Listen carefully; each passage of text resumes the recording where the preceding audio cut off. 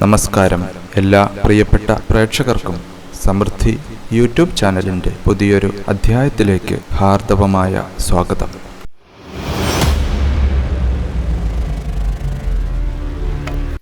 നാളെ മാർച്ച് 16 തിങ്കളാഴ്ച ദിവസമാണ്.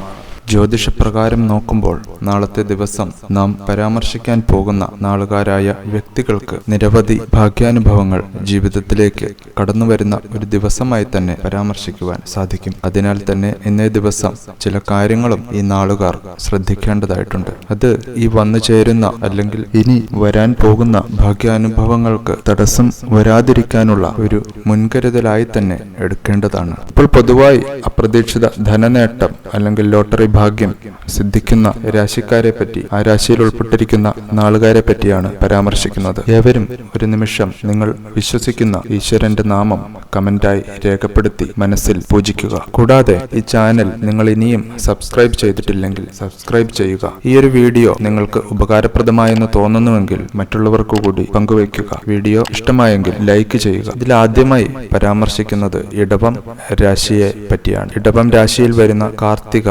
രോഹിണി, മകയിരം എന്നീ നാളുകാരാണ്. ഇടവം രാശിക്ക് പൊതുവെ ഒരു ഭാഗ്യ മാസമാണ് മാർച്ച് എന്ന് പറയുന്നത്. പൊതുവെ പറഞ്ഞാൽ ഒരു ഭാഗ്യവർഷം തന്നെയാണ് 2026. ചില മഹാസൗഭാഗ്യങ്ങൾ, അതായത് സ്വപ്നം കാണാവുന്നതിലും അപ്പുറമുള്ള ഒരു തരത്തിലേക്ക് സാമ്പത്തികമായി തന്നെ ചില നക്ഷത്രജാതകർ ഉയർന്നേക്കാം. ഈ നാളുകാരെ സംബന്ധിച്ചിടത്തോളം ഇന്നേ ദിവസം, അതായത് മാർച്ച് 16 തിങ്കളാഴ്ച, വളരെ അനുകൂലമായ ഫലങ്ങൾ ജീവിതത്തിലേക്ക് അനുഭവത്തിൽ വരുന്ന ഒരു ദിവസമാണ്. മുൻകൂട്ടി തീരുമാനിച്ച പല കാര്യങ്ങളും ഭംഗിയായി തന്നെ പൂർത്തീകരിക്കുവാനുള്ള സാധ്യത കാണുന്നു. ഒപ്പമുള്ളവരിൽ നിന്നും സഹകരണവും അതേപോലെ തന്നെ മുൻപ് നിങ്ങളെ എതിർത്തിരുന്ന വ്യക്തികളിൽ നിന്നും അനുകൂല മനോഭാവവും നിങ്ങൾക്ക് ലഭിക്കും. ചില നിക്ഷേപങ്ങളുമായി ബന്ധപ്പെട്ട് ആദായം വന്നു ചേരാം. പരീക്ഷകളുമായി ബന്ധപ്പെട്ട തയ്യാറെടുപ്പുകൾ നിങ്ങൾക്ക് അനുകൂലമായി തീരുന്ന ഒരു ദിവസമാണ്. പൊതുപ്രവർത്തനവുമായി ബന്ധപ്പെട്ടൊക്കെ പ്രവർത്തിക്കുന്നവർക്ക് ഉയർച്ചകൾ വന്നേക്കാവുന്ന ഒരു സമയമാണ്. കൃഷിയിൽ ഏർപ്പെട്ടിരിക്കുന്നവർക്ക് അതിൽ നിന്നും നല്ല ആദായം ലഭിക്കുവാനുള്ള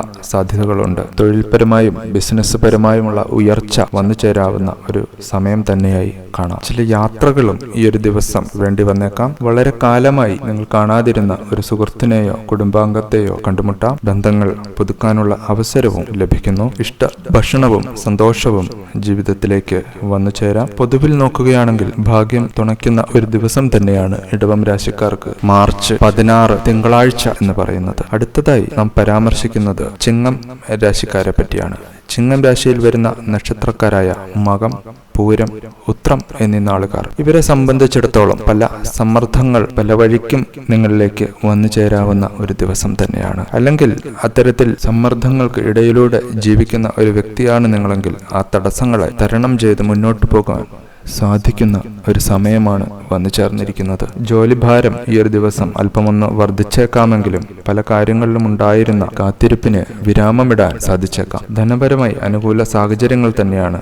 അപ്രതീക്ഷിത ധനം കൈകളിലേക്ക് വന്നു ചേരാവുന്ന ഒരു സമയമാണ്. വാക്കുതർക്കങ്ങൾ പരിഹരിക്കുവാനും ക്ഷേത്ര ദർശനം പോലുള്ള കാര്യങ്ങൾക്ക് സമയം ചിലവഴിക്കുവാനും നിങ്ങൾക്ക് അവസരം ലഭിച്ചേക്കാം. പൊതുരംഗത്ത് പ്രവർത്തിക്കുന്നവർക്കും അനുകൂല സാഹചര്യമാണ് വന്നു ചേരുന്നത്. അനാവശ്യമായ സമ്മർദ്ദങ്ങൾ ഒഴിവാക്കുവാനും അനാവശ്യ സാമ്പത്തിക ചെലവുകൾ ഒഴിവാക്കുവാനും അല്പമൊന്ന് ശ്രദ്ധിക്കേണ്ടതാണ്. അതിനാൽ ചിലവുമായി ബന്ധപ്പെട്ട കാര്യങ്ങളിൽ കൂടുതൽ ശ്രദ്ധ വയ്ക്കുക. കൂടാതെ ഈ സമയം ബന്ധുഗൃഹങ്ങൾ സന്ദർശിക്കുക, ബന്ധുക്കൾ വീട്ടിലേക്ക് വരിക, മറ്റ് അതിഥികൾ വീട്ടിലേക്ക് വന്നു ചേരുക തുടങ്ങിയ പല കാര്യങ്ങളും സംഭവിക്കാം. മറ്റു പല വ്യക്തികളിൽ നിന്നും അപ്രതീക്ഷിത സഹായങ്ങളും ലഭിച്ചേക്കാം. കാര്യങ്ങൾ ഭംഗിയായി തന്നെ നടന്നു പോകുന്ന ഒരു ദിവസമാണ്. മംഗളകരമായ കർമ്മങ്ങളിലും പങ്കെടുക്കുവാൻ അവസരം ലഭിച്ചേക്കാം. തർക്കങ്ങൾ പരിഹരിച്ച് മുന്നോട്ട് പോകുവാൻ സാധിക്കുന്ന ഒരു സമയം കൂടിയാണ് മുന്നിലുള്ളത്.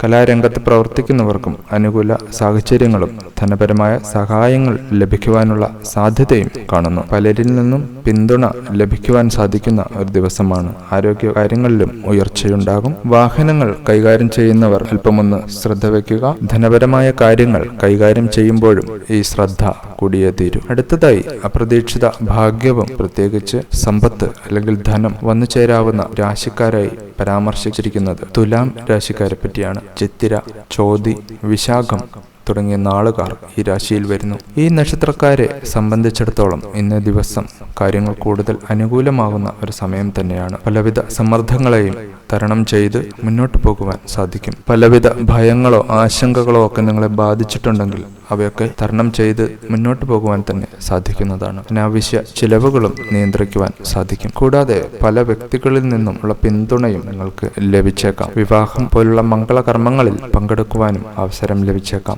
പലവിധ അംഗീകാരങ്ങളും നിങ്ങളെ തേടിയെത്തിയേക്കാം. വിദ്യാർത്ഥികൾക്ക് പഠനകാര്യങ്ങളിൽ ശ്രദ്ധ പുലർത്തി മുന്നോട്ട് പോകുവാനും പരീക്ഷകളെ അഭിമുഖീകരിക്കുന്ന വിദ്യാർത്ഥികൾക്ക് മികച്ച വിജയം നേടുവാനും സാധിക്കും. ഈ സമയം ദാമ്പത്യപരമായ പ്രശ്നങ്ങൾ നിങ്ങളെ അലട്ടുന്നുണ്ടെങ്കിൽ അവയും ഒരു പരിധിവരെ തരണം ചെയ്യുവാൻ സാധിക്കുന്ന ഒരു ദിവസം തന്നെയാണ്. ബിസിനസ്, മറ്റു വ്യാപാരം എന്നിവയുമായി ബന്ധപ്പെട്ടും ലാഭങ്ങൾ കിട്ടിയേക്കാം.